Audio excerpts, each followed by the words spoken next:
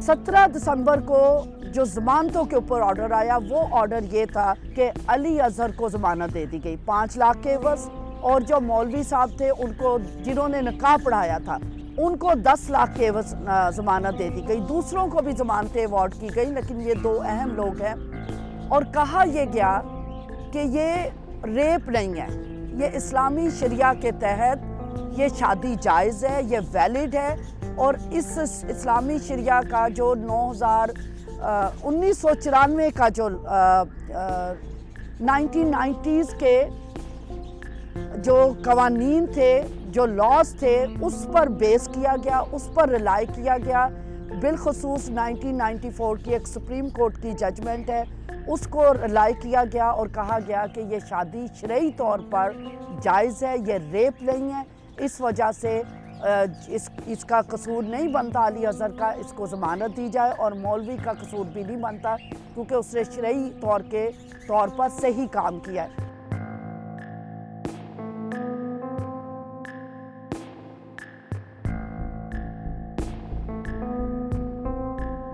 23 नवंबर को जो ऑर्डर किया गया, उसमें आरजू की जितनी भी पेटिशंस थी, जितनी भी प्रेयर्स थी, उनको रिजेक्ट किया गया था। राजा, जो कि आरजू के वालिद हैं, राजा की तरफ से जबरान नासिर ने जो जवाब दाखिल किया था, उन चीज़ों को अपहेल्ड किया गया, उन चीज़ों पर ऑर्डर किए गए कि ये चाइल्ड मैरिज है, ये शादी नहीं है, ये क्राइम है। इस वजह से जो चाइल्ड मैरिज एक्ट 2013 है, उसकी क्लॉज नंबर 3, क्लॉज नंबर 4 और क्लॉज नंबर 5 के तहत ये गैर कानूनी शादी है। अजहर जो है वो मुलजिम है, उसको जेल रखा जाए, और वो बच्ची जो है उसको शेल्टर भेज दिया गया था।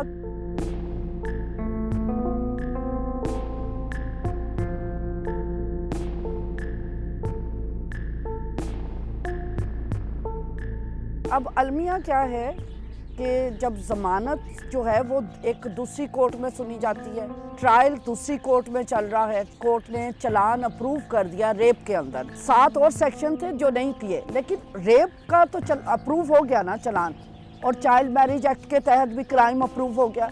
लेकिन बेल अब दूसरी कोर्ट में चल रही है।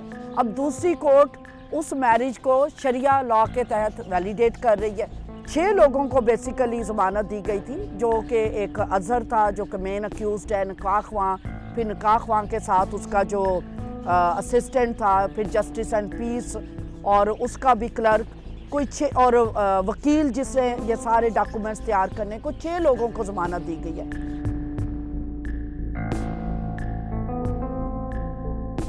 हम अपील पे जा रहे हैं, लेकिन आपको पता है कि इस पे टाइम लगता है, इस पर पैसा लगता है, इस पे तवानाई लगती है, इस पे अगले के इमोशंस डिस्टर्ब होते हैं। अगर हमें इन ऑर्डर्स की वजह से हमें 3-4 चीज़ों को जाकर फिर हाई कोर्ट में अपील करना पड़ रहा है, यानी रेपुटेशन ऑफ लीगल प्रोसीजर्स है।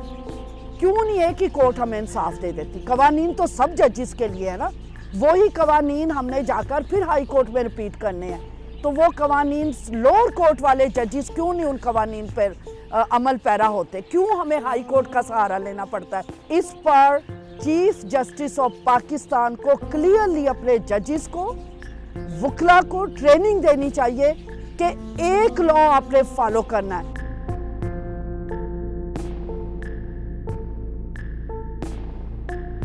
तो चीफ जस्टिस ऑफ पाकिस्तान से मैं एक बार फिर हाथ जोड़कर दरख्वास्त करूंगी, पार्लियामेंट से दरख्वास्त करूंगी कि इस पर अपने वकला के, अपने जजिस के ट्रेनिंग सेशंस जो नए पीनल लॉज बन चुके उसके तहत कंडक्ट करवाए जाएं, ताकि जो हम जैसे आम लोगों को, हम सिविल सोसाइटी के लोगों को बहुत बड़ी ज़हनी खौफ का सामना करना पड़ता है।